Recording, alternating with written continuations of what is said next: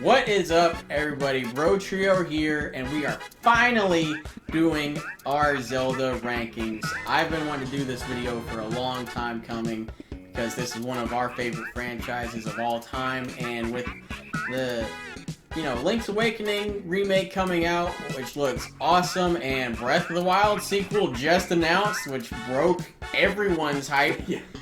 It also looks awesome. We are just primed to do this. We are riding high on that Zelda hype, so let's rank all them Zeldas.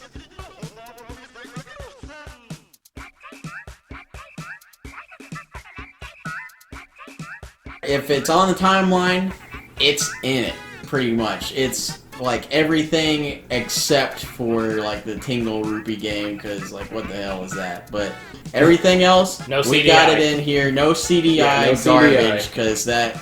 It doesn't count. No.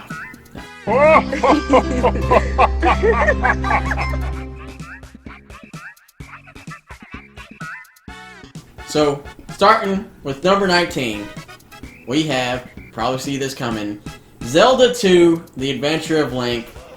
Yes, I know, everybody loves to shit on this one, and I shit on it too all the time. But Zelda 2 does have its merit. It has this cool experience system where you can level up, and it introduced a lot of Link's Smash moveset, which is Oddly cool. enough. Yeah. And it introduced Dark Link. Like, he's one of the most iconic Zelda bosses, and he's only been a boss once. The other times he's mini-boss or worse. I like the spells. The spells are also cool. Yeah. You can turn into a fairy, you can do whatever, you get a bunch of items like the handy gloves so you can break blocks. Zelda 2 is definitely the black sheep of the franchise, but that doesn't mean it isn't without its merit.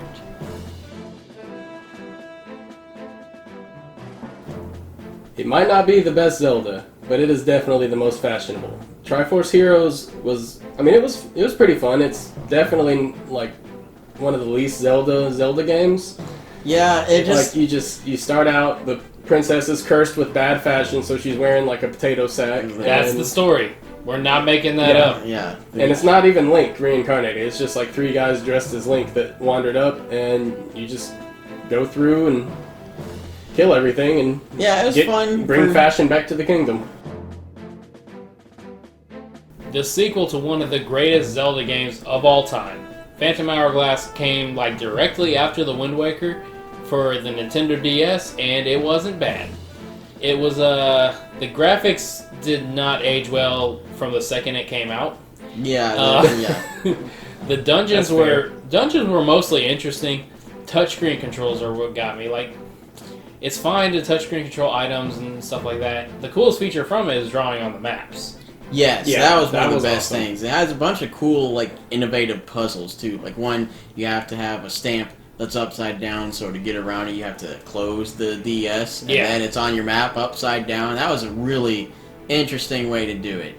The bomb shoes and boomerang are an example of great touchscreen controls for weapons. You draw their path, and they follow it. Like, it's awesome. It works how it should. But that's not how you should control Link's walking. Or That's not- or sword. No. Yeah. Because, like, doing that for sword, it's annoying real quick, not accurate, and... Scratches up your screen, what good? Yeah. I mean, we're crapping on a lot, but Phantom Hourglass was a good time.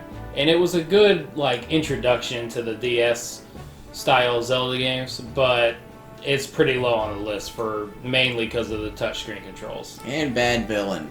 Bad villain, yeah. Bedlam, is that his name? That's like the most forgettable Zelda villain, because I don't even remember fully what his name is. Yeah, He's a I forgot his name too. big old squid ghost or something. Now, I hear you asking, what's better than one Link? The answer's 4. 4 Swords just brought a lot of fun and multiplayer to Zelda, and is, like I said it a second ago, it's just a lot of fun. Four Swords Adventures took what the original Four Swords did and basically just did it bigger and better. And that's not a bad thing at all. It was a hell of a good time. When you say multiplayer Zelda, most people would be like, especially in the early 2000s, most people would be like, what? But it worked. Yeah. They made it work. 4 different links, and you could play single player, of course, with the formation system. It's a bit of an expensive buy-in to play multiplayer, though. Yeah. They kind of hurt it quite a bit, because it's kind of bitch to play. Like, Oh, yeah, getting 'cause everybody you need- together, you gotta have 4 Game Boy Advances, 4 Game Boy to GameCube link cables, a GameCube, the game. I mean, it's a lot. The second Zelda outing on the Nintendo DS took what the first one did and, I mean, just did it better. That's pretty much what Zelda does with each new entry, and Spirit Tracks took something no one thought they ever wanted and made it a possibility. I never thought I would want to see Link as a conductor on a train, and then they gave it to me, and That conductor hat. I man. loved it. That was just an amazing part of the game. It was one of the best ways to get around, just chugging along on your train. And, I mean, the touchscreen controls were kind of... they were more or less the same, but a little more polished than Phantom Hourglass.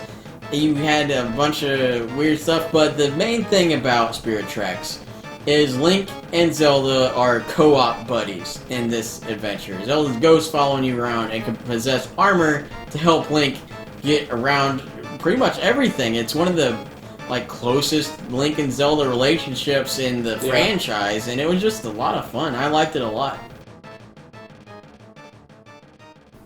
One of the most revolutionary games in history, the original Legend of Zelda on the NES. It just changed everything. Like, it was one of the first games that allowed you to save. The game map was just enormous for the time. Yeah, it's like the first open world game almost. Yeah. Like, you can... It's a speedrunner's dream, because you can beat the dungeon in basically any order you possibly can. And, I mean, it just introduced everything. You got Link, you got the Triforce, you got, Octoroks and all the common enemies. Ganon, it set the formula and set the table for everything to follow. The very first time Link ventured onto a handheld was definitely a dream come true. Link's Awakening is one of my personal favorite Zelda stories because it's all, spoilers, it's all a friggin' dream the whole time. Not even Link's dream. Some hippie whale god that lives in an egg on a volcano was just sleeping, and Link happened to come across his living, real-life dream. What the hell? What is he? Yeah. Where are you, fish whale god? Come back. The windfish. He likes a song, and he'll wake up, and that's about all he does. Yeah, well, anyway, so Link made friends on this island. He maybe was falling in love on this island, and all of that disappeared as soon as the windfish woke up. It's one of the darkest, subtly darkest parts of the Zelda franchise. But on top of that, great dungeons, classic, fantastic Zelda gameplay that we're used to, cool characters, and one shopkeeper that gets so angry that he shoots lightning out of his hands if you steal anything from him. And he is definitely the most powerful character in the Zelda franchise at this point. Not to mention, the Link's Awakening remake looks incredible. It's got a very toyetic and cute art style. Everything on Koholint Island looks amazing and just brimming with life. I can't wait to revisit it on the Switch. I can't wait to build a dungeon. That's going in. Well, since we're already on Game Boy, let's go ahead and stick on that for a while. Oracle of Ages was a really great Zelda game. It came out on pair with Oracle of Seasons. Oracle of Ages was the more puzzle-based game. It had a lot more puzzles. Some were dumb and just freaking that stupid Zelda hard where you find out the answer and you're just like, oh my god, I'm an idiot. And then some were kind of easy but fun to do. It didn't have too many great bosses. It definitely gets docked for having Pumpkinhead as a boss. But, I mean, I liked Oracle of Ages a lot. The main enemy, Viren, was crazy. I liked her quite a bit. And her possessing Nehru was just one of the coolest things in the game. I just loved it. Well, barely ahead of its brother, the superior Oracle, Oracle of Seasons, was the more combat focused of the Oracles, but that also made it way more well-paced, in my opinion. There were no big slowdowns where you're trying to, time travel and solve this by time traveling there and then time travel back. It just cut out all that in my opinion, annoying stuff, and you just got straight to the business, which was the combat. Now, that's not to say there aren't puzzles, they're just a lot more combat-based or simplistic. Not a bad thing. Also a great villain. Onyx, he looked really, really cool. He wore that really, like, huge suit of armor, kidnapped Din, and at the end, turned into a friggin' dragon, and you had to jump on his hands and hit him in the face. I mean, it was just, like Oracle of Ages, damn good Zelda game. But the best part about both of them is if you beat both, you get codes that link together, and then you can fight Ganon. Because Twinrova was trying to resurrect him by using Viren and Onyx, and it added to the story, which was really cool. Two great Zelda games that are kind of the same game. In some games, it's the little things that matter, and that is definitely the case in Minishcap.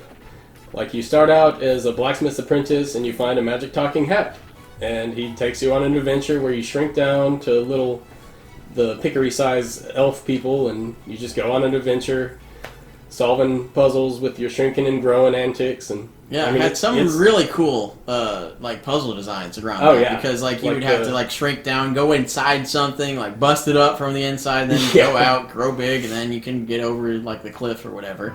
And the bosses were fantastic. Yeah, like I mean, it starts off pretty regular basic enemies and with just a chew. Yeah, it's just boss, a chew. but you're tiny, so he's big. Yeah, and it makes a chew threatening for the first time. And then it goes straight up to like the Manta Ray boss. That was that's one of the best Zelda bosses. Yeah, and it's so much fun. It took some of the mainly like loved Game Boy Zelda items and upgraded them. Like Rock's Feather got turned into Rock's Cape. Yes, that happened in Oracle of Seasons, but Minishcap did it just way better. I don't know what it was about it. It was just amazing, and you got the scrolls, and it's just a great game. Plus, it had a pretty good villain. Oh yeah, man. Vati was definitely like one of the better Zelda villains that's not Ganondorf. He calls himself the Wind Sorcerer, but doesn't do much with wind. But he was, first thing out of the gate, he breaks a legendary sword and turns Zelda to stone. I mean, that's pretty awesome. You can't get too much better than that. Definitely the absolute weirdest Zelda game of the franchise is Majora's Mask. It also has one of the biggest like cult followings of. Oh, good God! Yeah, like it's so many people love this game, and for great reason. It's one of the darker Zelda games. Has some of the best like subtext in the franchise, and it has some pretty great items. It's kind of pooey that every dungeon item is a different type of magical arrow. But you also get to find the fairies that give you some awesome other items. And, the masks. Yeah. Yeah, the masks just make that game. Turning into Deku Scrub, Goron, and Zora all in the same game, and a freaking deity that is fierce. Plus, you get to race a giant mechanical goat while being a Goron. I mean, it's awesome. But you can't really mention Majora's Mask without talking about the Skull Kid and Majora themselves. I say themselves because the mask is an entity all its own. And he brought a level of insanity that we've never seen in the Zelda franchise before or since. He was maniacal, conniving, and evil, and drove the Skull Kid to complete madness to the point where the child was bringing the moon down to Earth to destroy it. It added a large sense of like massive, impending, horrible dread for that whole entire game, and it really, really set up a tense atmosphere. The 3DS brought us, without a doubt, the best portable Zelda game. A Link Between Worlds was just so fantastic. Very, very fun. It's a Link to the Past sequel, so obviously I loved it. But, the enemies were great. The puzzles were amazing. I loved turning into the hieroglyphic Link. and just going around squeezing through things that I couldn't get to. Like, I forgot about that so often, and every time I would feel just like a complete idiot, just being like, oh yeah, it's the, key item of the game. And a lot of them, it was done so well. Like, I mean, having the hieroglyphic fight with Yuga at the end was absolutely crazy. That was one of the best final battles. Yes. It was so fun. A Link Between Worlds just took the past and brought it into the present in the most recycling yet refreshing way possible. One of the most critiqued Zelda games of recent memory is Skyward Sword. A lot of people like to shit all over it for the linearity and everything else negative about it. But in that negativity, there is many positives that outweigh it. Because Skyward Sword is freaking amazing. Oh, yeah. Yes, it's linear, but, I mean, it's not necessarily good, but it's not, like, awful. Fi is not that annoying. I actually cried whenever she left. That was one of the most touching departures from your buddy. Yeah. Plus, you freaking forge the Master Sword. And that is one of the most iconic and meaningful moments in Zelda history. Plus, Girahim is one of the most, like, beloved villains that just gets Ganon-jacked at the end. I mean, so much personality flowing through that guy. And he gets Ganon-jacked in the best possible way because it's like a real plot twist. Like, you don't think this guy is an evil version of Fi until he is, and then you're just like, oh shit, he is, and then Demise is there looking straight up like Akuma, and then you fight him in just this epic final battle, and it's one of the most rewarding final battles, because you have to work to get that final, like, yes, you do. Execution on Demise. And it sets the entire franchise in motion with one sword stab. It's very rare for a video game to be as hotly anticipated as The Legend of Zelda Breath of the Wild was up until release. It's even more rare to see it meet and exceed most people's expectations. Definitely, The Legend of Zelda Breath of the Wild deserves this number 5 spot for what it brought to the table for the Zelda franchise and for open world gaming as a whole. Yeah. I mean... Yeah, I can't think of a open world that works quite as well. Like, that world is so alive. And like it just feels like legit alive. I agree with you. Yeah, it doesn't have the most things to do out of any open world game or anything like that. It's just everything works so well. The physics engine works with everything super well, and supposedly that's what took them so long on that game, was that physics engine. Well worth it. Yeah. You can literally climb on any surface other than, like, the Sheikah structures and stuff like that. And you don't have to find convenient little ledges like on Assassin's Creed or wherever. Link just grab onto a rock and just go. It's fine. It was a little lacking in the story department, a little lacking in the dungeons department. But everything else was friggin' fantastic and pretty much blew everything like Zelda has done in the past out of the water as far as combat and exploration go. It's got its fair share of haters. They're a very, very loud minority. And they're not even that loud because there's not that many of them. You can't hear them over all the fanboys. Yeah, everyone else is just like, yes! Breath of the Wild was just absolutely, like, one of the best in the Zelda franchise, just like everyone thought it would be. It's absolutely incredible. And if you have not played it, you really need to. It is definitely one of the better experiences you can have in gaming. One of the hardest Zelda games to start would be Twilight Princess. It starts with a pretty lengthy and basically dull prologue, but once you get past that, the game opens up to just be this incredibly well-told story and just well done with one of the best companions Link could ask for, with a cool new power to turn into a wolf. Oh yeah. And, I mean, Twilight Princess, a lot of people don't like it, but it is, I don't understand why. It's so fun. It's one of the best Zelda games, has a lot of great items, and some of the most creative uses for those items.